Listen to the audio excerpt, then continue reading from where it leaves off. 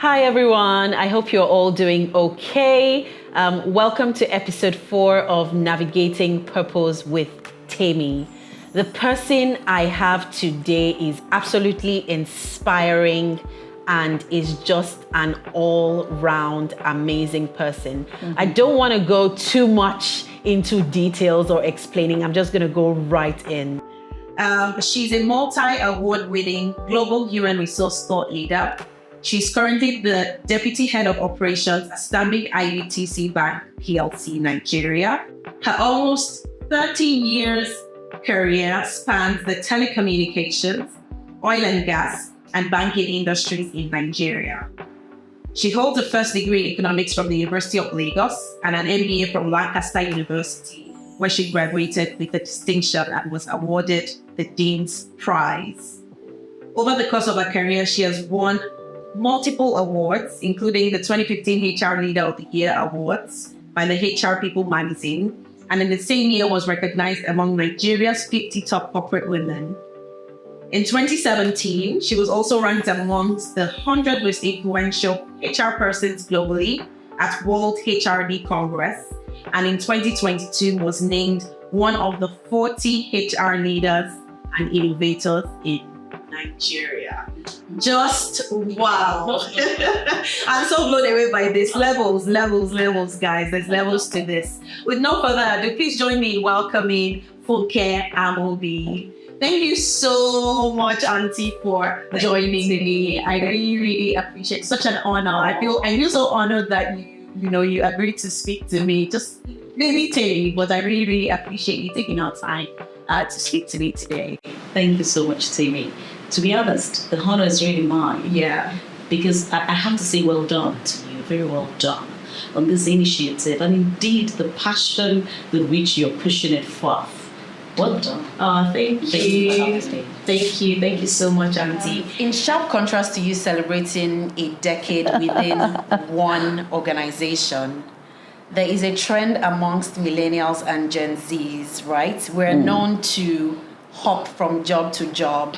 There's this, whole TikTok craze about doing 3 to 4 years, I don't even think up to 3 years, they said 2 to 3 years in one organization and then move in. What are your thoughts about that? To be honest, Tammy, it's not either or. I'm one person who believes that change is upon us. And change we must. We don't have a choice. We've got generational differences simply because the world is evolving. And, the move from one generation to the other would never stop anyway.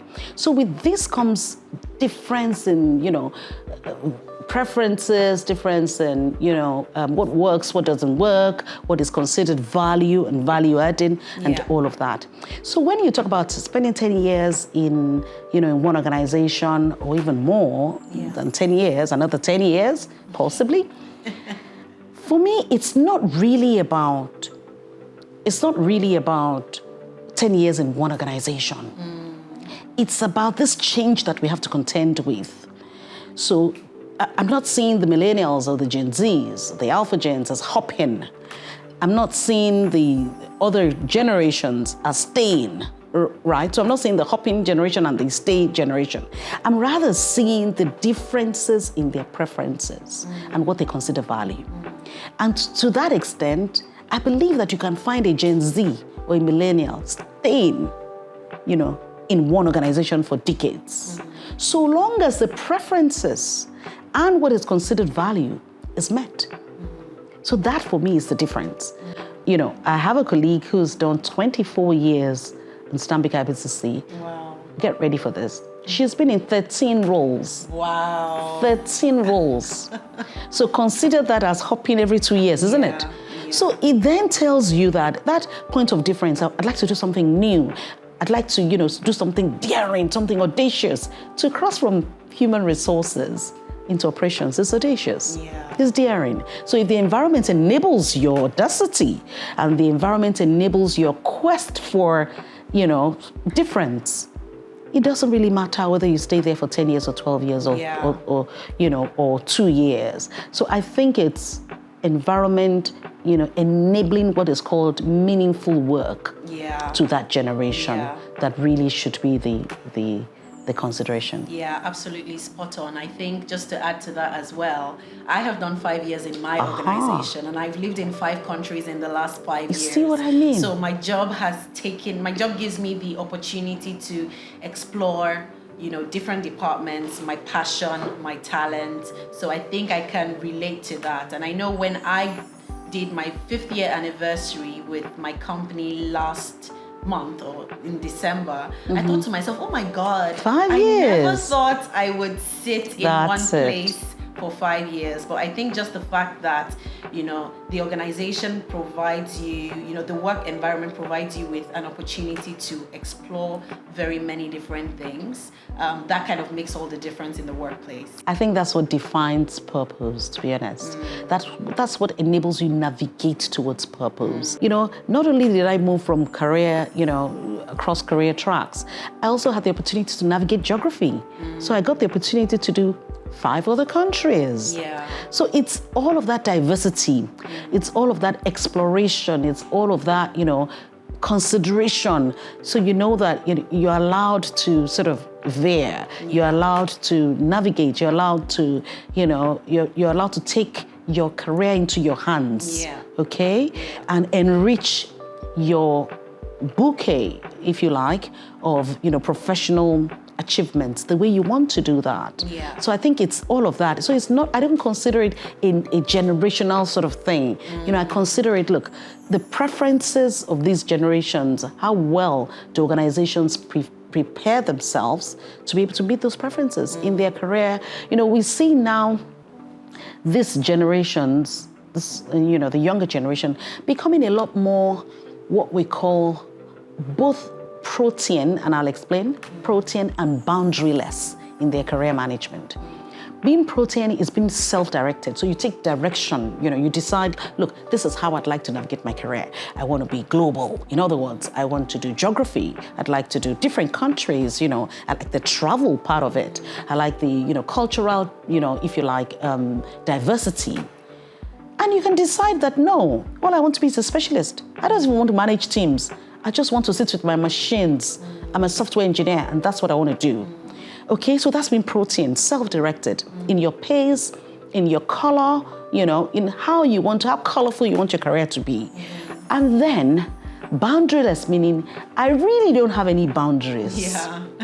It doesn't matter. Yeah. Bring it on. Yeah. You want us to go global geography, I'm happy to explore. Yeah. You want us to go indigenous, in other words, you want us to, sort of dive in and grow an economy, organic, to do startup, give me a label and make me grow that label. Yeah. I'm happy to do that. Yeah. So these younger generations are both protein and boundaryless.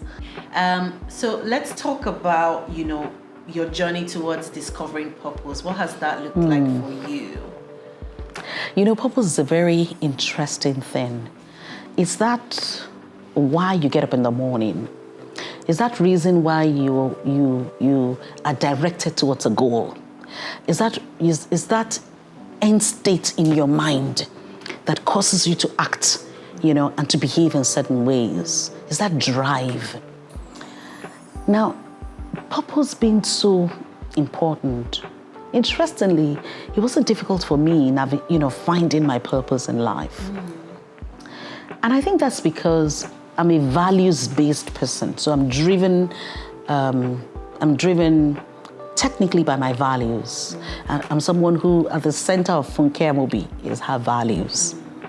So I call it a person type. Those who know me well know that that's my phraseology. A person type. I'm a values person. So there are certain things you won't catch me doing. Yeah. Just because it's just not my DNA.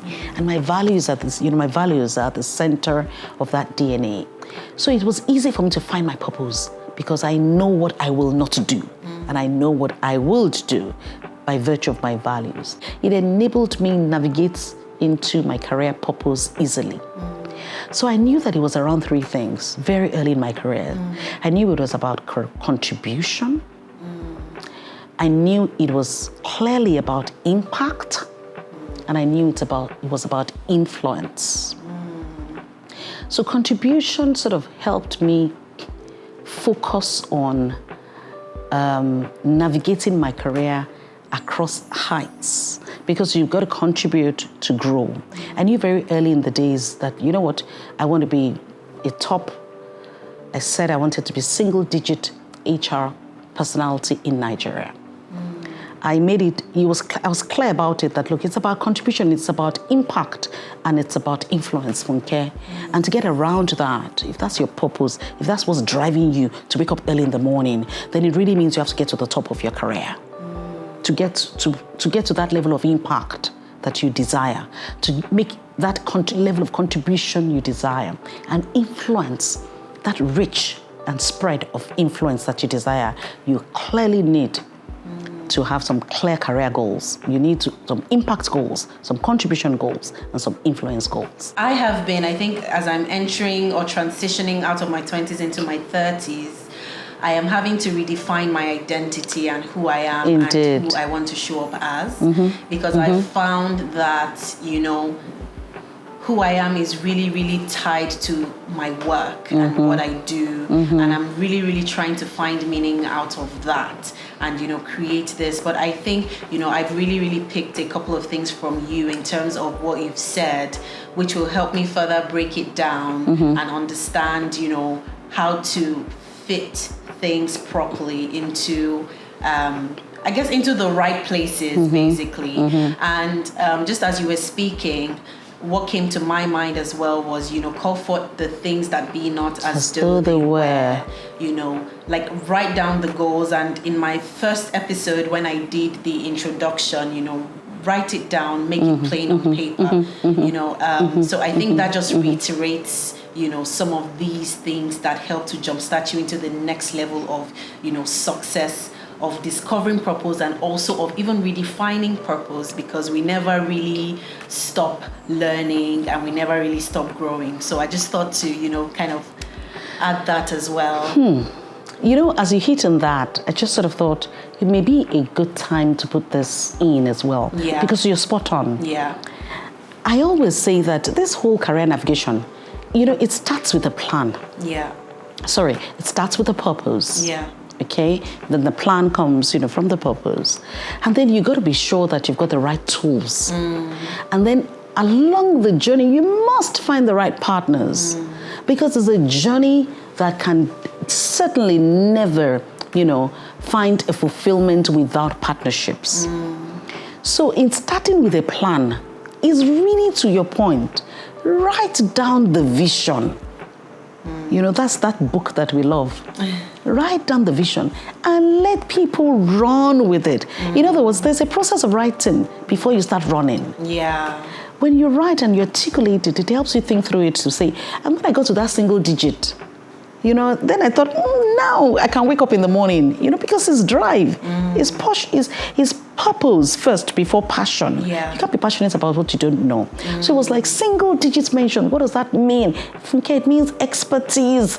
Funke, it means competence. Funke, it means, do you see? So at the end of the day, I attend 2 fellowships in Nigeria, in the UK, and then I attend the higher level in the UK, companionship, it's called, the highest level of, you know, the profession in the UK. So it's that clarity of your plan that drives your activities, that then drives your efforts, you know, that, as they say, that motivates the length you're willing to go. Because you've clarified, you've simplified. Some people have vision boards. Yeah. You've simplified it in a manner that in your sleep you can wake up and know this is really what this is about for me. Yeah. Yeah. Amazing. I'm going to backtrack a bit. You talked about your values. What are your values? Thank you. And I'm very, very passionate about my values. Yes. Those are those, you know, few, if you like, it's usually not a laundry list. They're those few behavioral, okay? Behavioral, if you like, essentials that you cannot do without. 1, 2, that describe you. So those who know you well will describe you in those specific words because that's who they see you as, okay? And there are those essentials that draw the boundaries for you, that make it difficult, boundaries that you wouldn't cross over, because you're like, for me, this is what life is about, okay? So for me, my values are very, they are very related to my faith. Firstly, is at the center of that is integrity. In other words, I want to give you my word and I expect you to take it to the bank. Yeah. So be who you are. Don't say one thing and mean another or and do another. So integrity is not described, in simple words like honesty, transparency. Those are the very foundational parts of integrity. Yeah. Integrity is about, what is it that you are comfortable doing even when there's nobody there? What is it that you are uncomfortable doing even where there's no one there? Yeah. And maybe that's also what makes people able to identify which organizations they're able to, sort of rest their careers with. Standard Bank, for example, Stanbic IBTC, one of our core values is the highest level of integrity. Achieving and demonstrating the highest level. We didn't even stay at integrity. The highest level of integrity. In other words, when it looks like you're unsure of it, take a step back. Yeah. And you find integrity is character-based. Yeah. So it's that which describes who you are, how you show up, that makes it admirable, how you show up, that makes it somewhat, predictable. So someone can say, no, Timmy won't be caught doing that because it's wrong. Yeah. It's that line between right and wrong. Yeah. So for me, that's a central value. And you can say, oh, it's very close to your faith. Okay, so that's fine. So for me, that's a central value. Family is also a very big value for me. Okay, I'm big on family because I believe that the unit, God deliberately created the unit called family. Yeah. I mean, God, the master, decided that it's not good for man to be alone. Let me make him a helpmate. Yeah. So you would find me driven by family tendencies. Yeah. My first and only book is on marriage. Okay? Yeah. Okay. My first and only book is on marriage. I called it Marital Harmony. Amazing. Again, you can see that's a value in my value in expression. So I wrote that book after at my 25th wedding anniversary. Wow. How long have you been married? This year, 30 years. Wow. 2024. Amazing. We got married in 1994, 2nd of July, specifically. And so values, they drive what you do. For me, it's integrity. It's family. Next to that, you can now, begin to go on to the other, perseverance. I'm a hugely persevering soul, so to speak. I'm continuously pushing, believing that you're not yet at the end until you achieve what you want. So you find I'm very driven, I'm very passionate, but that's because I've got a value around persevering. Yeah. I believe that, it's the end that should be your goal, not what happens on the journey. So, so I'm happy to fail forward. I'm happy to pick things up. I'm happy to be driven until I get to the end, that kind of thing. Yeah. So I can go on and on, but those are, sort of like 3 core values that drive my... And I think, earlier in the earlier episode with Wani as well, we talked about failing forward. Yes. What I believe is that failure is, when I think about failure, I think it's like failing forward, learning and evolving and growing, and you just keep going through that. I'm just going to move on quickly to kind of focus on why you think women do not achieve their full potential in the workplace. That's interesting. So you see, I think that as globally topical, an issue as it is, it's very simple.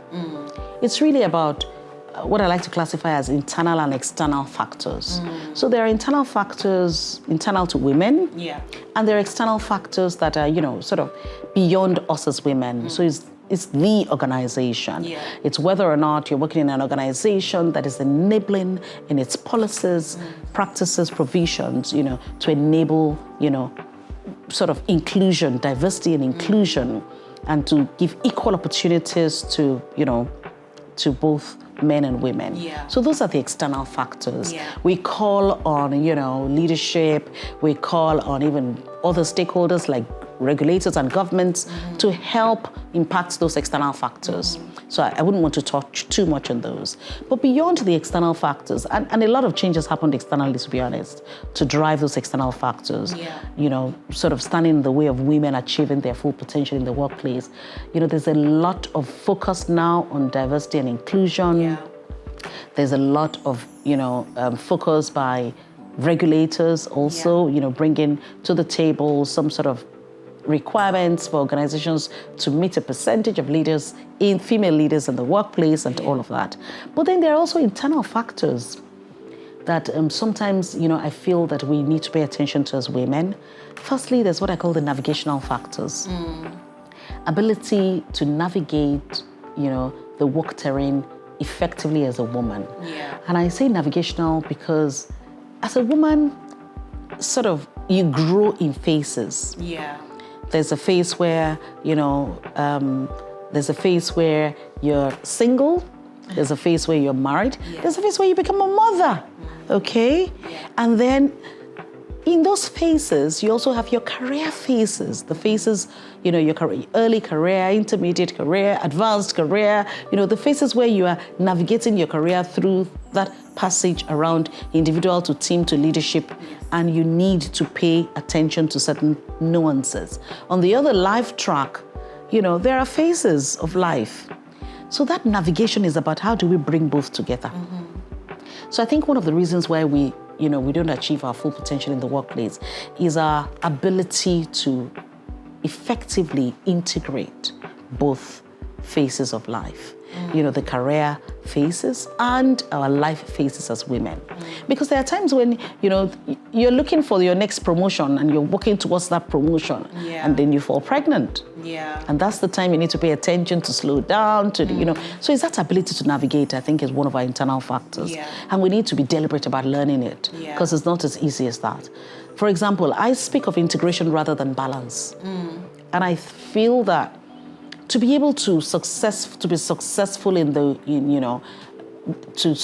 navigate your career to the top as a woman, you got to put in place some integration capabilities to integrate your life, phases and your career phases. There's a lot that comes into that integration. There's the investments you have to put into it financially, emotionally, and there's the external infrastructure you have to also seek to put in place for yourself. So I think it's one, internal and external factors impacting our ability to rise to the top. Secondly, also, it's that self-limiting, those internal factors sometimes can be navigational capabilities, ability to integrate, rather than, we speak all the time of work-life balance. And I keep saying, how can you find a balance between work and life? It's not possible. You're at work for how many hours, at home for how many hours? Just seek to integrate both. And it will enable you navigate faster. And then finally, deal with self-limiting beliefs. Self-limiting belief is what it is. If you believe in your mind that, look, I'm just a woman. After all, why should I be on the list of those potentially can become a CEO? No, I never thought of that. Now, that is in itself a problem, because you've got a self-limiting belief that as a woman, you are sort of already seeded to a level. So there's certain things, those are things we have to deal with internally. And then we get help to deal with the external factors. So what would you tell your 30-year-old self? Oh, wow. That's some time back.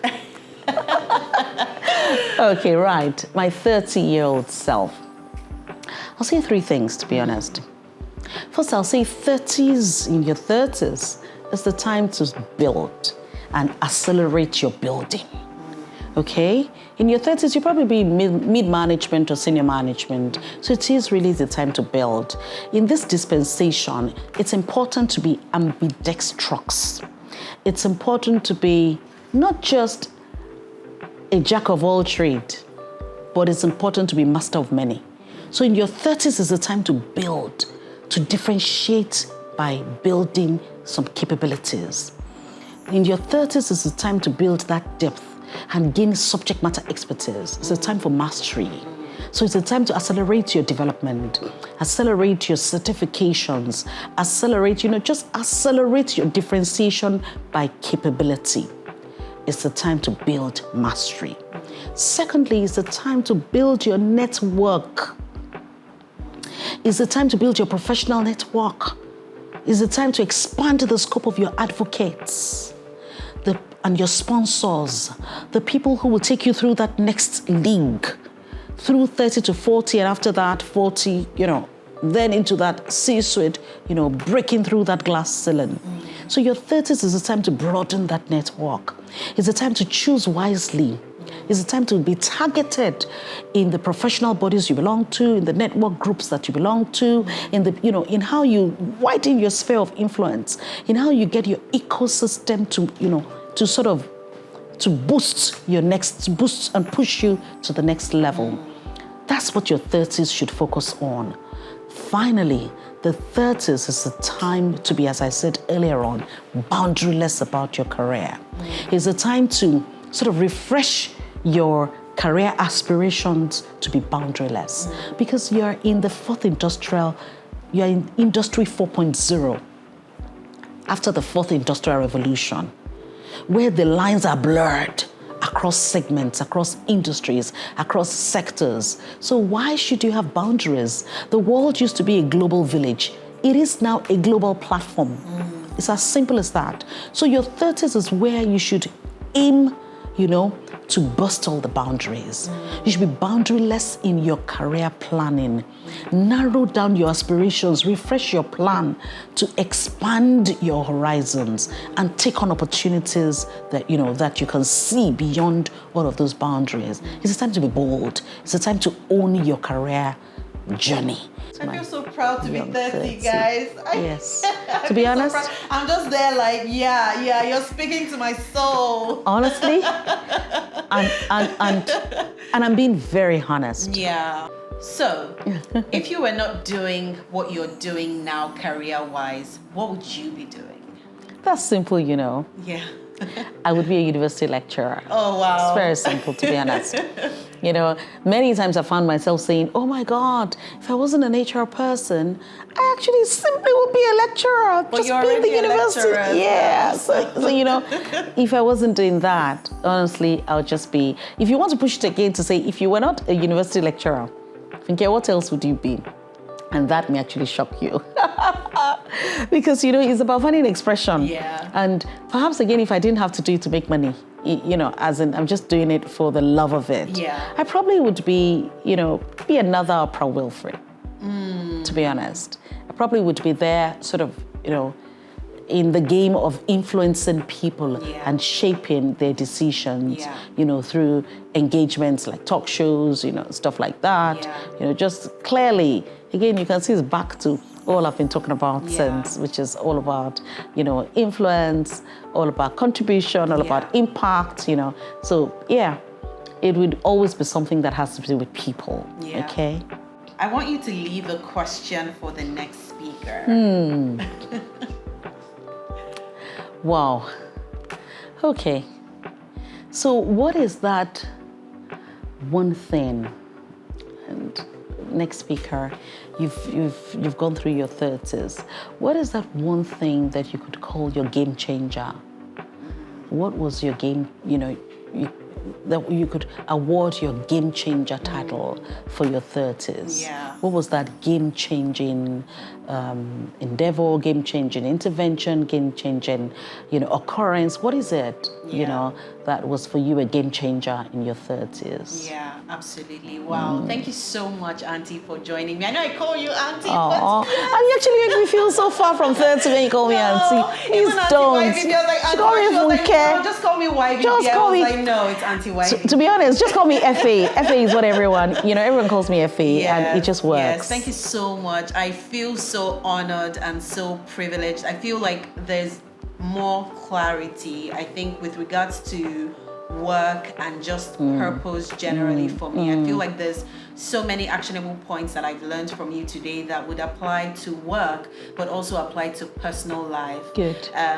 I know that, people do vision boarding and all of that, but I think that, there are really, really important snippets that are in this that you've said that can help people easily create a vision board to transport them into, that single digit person in their careers and really also in their personal lives. So I just want to say a huge thank you for joining me today. I really, really thank you for having me. Sure, you're very Thank you welcome. for having me. And again, well done. Thank you so Thank much, you. Auntie. Okay, guys, thank you so much for listening. I hope that this has impacted you as much as it has impacted me. My key takeaway from this, kind of planning for the next 10 years is to work towards being in the single digits. I thought that was really, really, really profound. I look forward to, speaking with the final guest. Thank you so much for listening and look forward to speaking to you soon. Bye.